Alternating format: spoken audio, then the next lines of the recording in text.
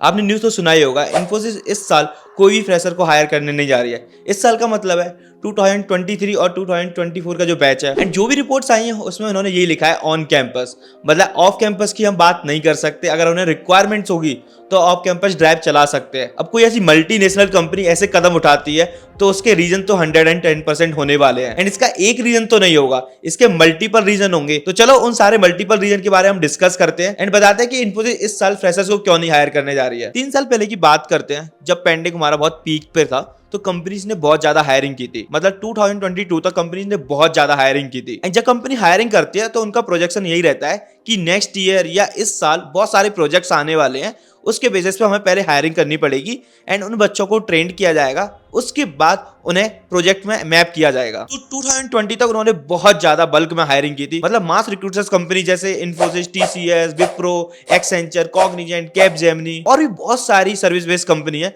जिन्होंने बहुत ज्यादा बल्क में हायरिंग कर ली थी। एंड बहुत सारी प्रोडक्ट बेस्ड कंपनी थी, उन्होंने भी बहुत ज्यादा हायरिंग की थी। अब जैसे यूएस मार्केट डाउन हुआ तो कंपनीज की हालत खराब हो गई, प्रोजेक्ट थे नहीं, काम था नहीं। अब उसकी वजह से क्या हुआ, कंपनीज जैसे Amazon, Flipkart, Microsoft, Twitter, Zoom, इन कंपनीज ने फायरिंग करना स्टार्ट कर दिया।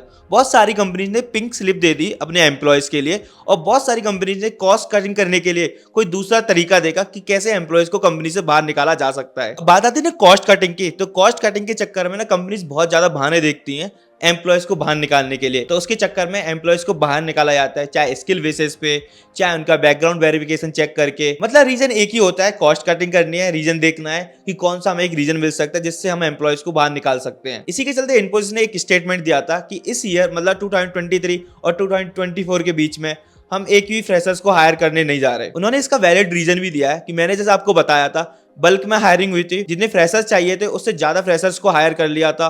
बहुत सारे फ्रेशर्स के ऑफर लेटर जनरेट तक नहीं हुए हैं, और जो फ्रेशर्स उन्होंने हायर किए हैं, जिन फ्रेशर्स के ऑफर लेटर जनरेट नहीं हुए उन फ्रेशर्स के जनरेट किए जाएंगे ऑफर लेटर, एंड जिन लोगों के पहले से ऑफर लेटर जनरेट हुए हैं उन फ्रेशर्स को ट्रेन किया जाएगा, उनकी ट्रेनिंग की जाएगी एंड देन उसके बाद प्रोजेक्ट में मैप किया जाएगा। आप में से बहुत सारे लोग होंगे जो इन्फोसिस में इस समय काम कर रहे हैं एंड बहुत दिनों से बेंच पे हैं। मतलब 1 ईयर हो गया, 2 ईयर हो गया, 2 ईयर से बेंच पे हैं, मतलब उन्हें प्रोजेक्ट मिला ही नहीं। और ऐसा नहीं ये ओनली इन्फोसिस के साथ है, कॉग्निजेंट, एक्सेंचर, ऐसे बहुत सारी कंपनीज हैं जिसमें फ्रेशर अभी तक बेंच पे उन्हें प्रोजेक्ट नहीं मिला। तो चलो इन्फोसिस के इस डिसीजन को पॉइंट्स में डिस्कस करते हैं। अकॉर्डिंग टू पीटीआई रिपोर्ट्स, सलील परेख जो वहाँ के सीईओ एंड एमडी हैं, उन्होंने मेंशन किया था कि भाई इस साल हम कोई भी फ्रेशर्स को हायर नहीं करने जा रहे, क्योंकि उनके पास पहले से ही सिग्निफिकेंट फ्रेशर्स हैं, या बेंच पे बहुत सारे फ्रेशर्स हैं और बहुत सारे उन्होंने ऑफर लेटर जनरेट कर रखे हैं। इसकी वजह से वो कोई भी फ्रेशर्स को हायर नहीं करने जा रहे, क्योंकि उनके पास पहले से इतने सारे फ्रेशर्स हैं, उनको प्रोजेक्ट में मैप नहीं किया जा रहा। तो भाई दोबारा फ्रेशर्स हायर करने का कोई मतलब नहीं बनता। फ्रेशर्स को हायर करो, ट्रेन करो एंड देन उनके बाद बेंच पे रखो।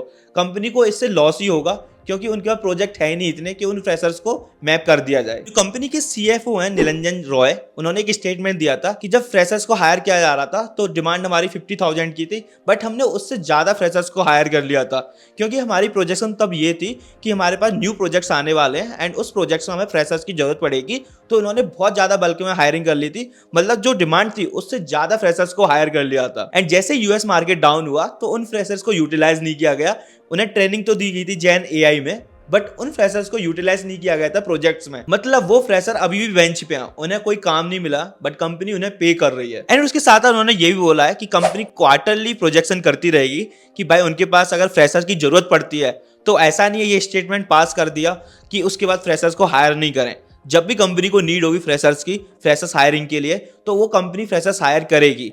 बट ऐसा नहीं है कि स्टेटमेंट उन्होंने पास कर दिया कि हम इस साल फ्रेशर्स हायर नहीं करेंगे। अगर उन्हें जरूरत पड़ती है कभी फ्रेशर्स हायर करने के लिए, क्योंकि क्वार्टरली ये लोग प्रोजेक्शन करते रहते हैं कि मार्केट कैसा चल रहा है, डिमांड आएगी या नहीं आएगी, प्रोजेक्ट्स हमारे पास आएंगे या नहीं आएंगे। अगर जैसे ही आते हैं तो वो फ्रेशर्स स्टार्ट कर देंगे हायरिंग करना, चाहे वो ऑन कैंपस करें चाहे वो ऑफ कैंपस करें। एंड जो कंपनी के सीएफओ रॉय, उन्होंने ये भी मेंशन किया है, जो उन्होंने ऑफर लेटर पहले से जनरेट कर रखे हैं बट उन लोगों को अभी ज्वाइन नहीं किया है इन्फोसिस में, या फिर बहुत सारे जो बच्चे हैं सिलेक्ट हुए थे बट उन्हें ऑफर लेटर जनरेट नहीं किए गए हैं, उन लोगों को सिलेक्ट किया जाएगा, उन्हें बुलाया जाएगा, उन्हें ट्रेनिंग दी जाएगी एंड प्रोजेक्ट में मैप किया जाएगा। मतलब ये उन लोगों के लिए बहुत अच्छी खबर है जो लोग इन पोजीशन सेलेक्ट हुए थे बट उनके पास अभी तक ऑफर लेटर या ज्वाइनिंग डेट नहीं आई है। एंड क्वार्टरली वो प्रोजेक्शन करते रहेंगे कि जब भी रिक्वायरमेंट होगी, जब भी डिमांड होगी, कंपनी हायर करना स्टार्ट कर देगी। इन्फोसिस ने फरवरी मिड में एक स्टेटमेंट भी दी थी कि वो 600 एम्प्लॉयज को बाहर निकालने वाला है। उसका रीजन यही था कि जो भी ट्रेनिंग होती है वो ट्रेनिंग उन्होंने क्लियर नहीं कर पाई है, उसकी वजह से वो 600 एम्प्लॉयज को बाहर निकाल रहे हैं कंपनी से। ऐसा ही स्टेटमेंट बहुत सारे एम्प्लॉयज से आया था जो पहले से इन्फोसिस में काम कर रहे हैं, मतलब 2023 एंड 2022 की बात कर रहा हूं मैं। उन्होंने बोला था कि भाई हमारी क्लास में 150 बच्चे थे एंड ऑलमोस्ट 60 स्टूडेंट्स जो हमारे एफए एग्जाम होते हैं वो क्लियर नहीं कर पाए थे एंड उन्हें टर्मिनेट कर दिया गया था। मतलब कंपनी ने सीधे बाहर का रास्ता दिखा दिया था। सेम अदर एग्जांपल भी आया था कि 22 में जो बैच था उसमें 150 स्टूडेंट्स थे एंड उसमें से 85 स्टूडेंट्स एफए एग्जाम क्लियर नहीं कर पाए थे एसएपी एवेप स्ट्रीम में। तो उन एम्प्लॉयज को डायरेक्ट कंपनी से बाहर निकाल दिया गया, उन्हें टर्मिनेशन लेटर दे दिया गया था। मैं इस पर अपने पॉइंट्स ऐड ऑन करना चाहता हूँ। जब मैं इन्फोसिस में ट्रेनिंग कर रहा था तो ऐसा नहीं था।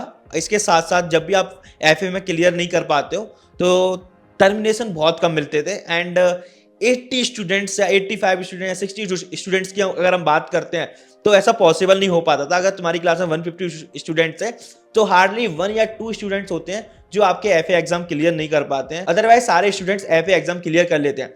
अब इसका एक ही रीजन बनता है कि कंपनी ने यहाँ पे तो डिफिकल्टी लेवल उसका इंक्रीज कर दिया है, जो एग्जाम्स होते थे यहाँ पे जो मार्किंग पहले लीनियंट होती थी उसे थोड़ा हार्ड कर दिया है। इसकी वजह से स्टूडेंट्स एफए एग्जाम क्लियर नहीं कर पा रहे एंड उन्हें टर्मिनेट किया जा रहा है। मैंने जैसा आपको बताया था कंपनीज बहाना देख रही है एम्प्लॉयज को बाहर निकालने के लिए। इससे पहले आपने न्यूज सुना होगा 23 में मई में कि इन्फोसिस ने 40% वेरिएबल पे को ना स्लैश कर दिया है, मतलब 40% वेरिएबल पे कम कर दिया है। जो वेरिएबल पे मिलने वाला है, मतलब 100 रुपीज आपको मिलने वाले हैं, उसमें से 40% तो हटा ही दो, मतलब आपको 60 रुपीज मिलने वाले हैं। एंड ये सारा चीज हो रहा है कॉस्ट कटिंग की वजह से। कंपनीज कॉस्ट कटिंग कर रही हैं, उसकी वजह से एम्प्लॉयज को सफर करना पड़ रहा है। भाई ये रही इन्फोसिस के बारे में इन्फॉर्मेशन, क्यों इन्फोसिस फ्रेशर्स को हायर नहीं करने जा रही दिस ईयर। अगर आपको और भी कोई डाउट होता है इन्फोसिस के बारे में तो उसके ऊपर हम वीडियो बना देंगे। एंड जो लोग हमारे चैनल पे न्यू है तो चैनल को सब्सक्राइब कर दो एंड वीडियो को लाइक करके जरूर जाना। मैं चेक करता हूँ लोग व्यूज तो देते हैं बट सब्सक्राइब नहीं करते एंड वीडियो को लाइक भी नहीं करते, तो वीडियो को लाइक कर दो, चैनल को सब्सक्राइब कर दो। भाई गाइस मिलते हैं नेक्स्ट वीडियो में